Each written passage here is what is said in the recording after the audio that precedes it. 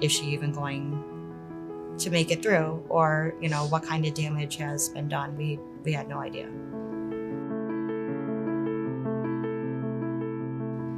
We were on our way to her horseback riding camp, and we ended up being T-boned while we were going to camp. She ended up losing consciousness for about 5 minutes.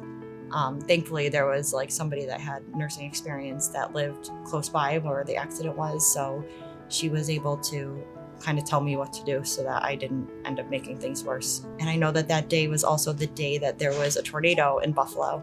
They wanted to mercy flight her to Children's, but they couldn't because there was a tornado warning. She was in a booster seat and she was buckled in. That was really critical for saving her life. I was happy that she woke up, but she was only moving one side of her body. She was put in a neck brace immediately. She had an MRI immediately, and I think she had x-rays done too. She ended up with a moderate brain injury. She wasn't talking. She could only move one hand. She was on a feeding tube. She had oxygen for a day. They put her in a coma for 24 hours just to make sure that she could heal and she wasn't awake being upset. She's always been so talkative, and to see her just sitting there saying absolutely nothing it's heartbreaking. It's heartbreaking as a mother because, I don't know, it was almost like, I'm praying to God, please, if you let her live through this experience, you can't just let her sit and not be able to move and not be able to talk.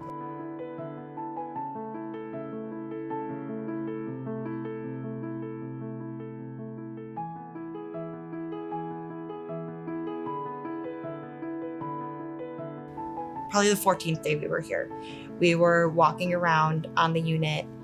We had passed by one of the vending machines, and we asked her, we were like, so do you want a snack, Nola? And she goes, we couldn't, she made a noise. So that was the first time she said, but it wasn't a word, and we both weren't 100% sure, and she didn't do it again. That night when we went to bed, her and her dad were laying in the bed with her. They said, you're the most important thing in the world. And just sitting there looking at her, and she just looked right in my eyes, and real slowly she just said, I love you. I love you. Good job. I love you too.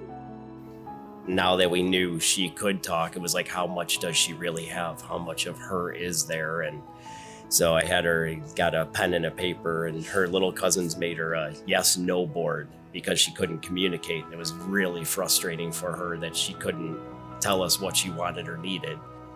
And I was like, can you write your name? And she wrote her name out. I was like, all right. I was like, she's got the cognitive, the speaking's coming, and the walking and everything progressively was getting so much better. And it was walking with a walker, trying to get her on a bike to get her legs moving.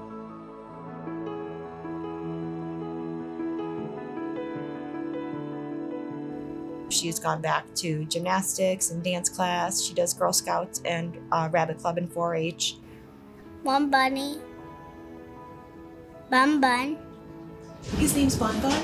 It's not he. Oh, is it she? Yeah. She can do cartwheels again.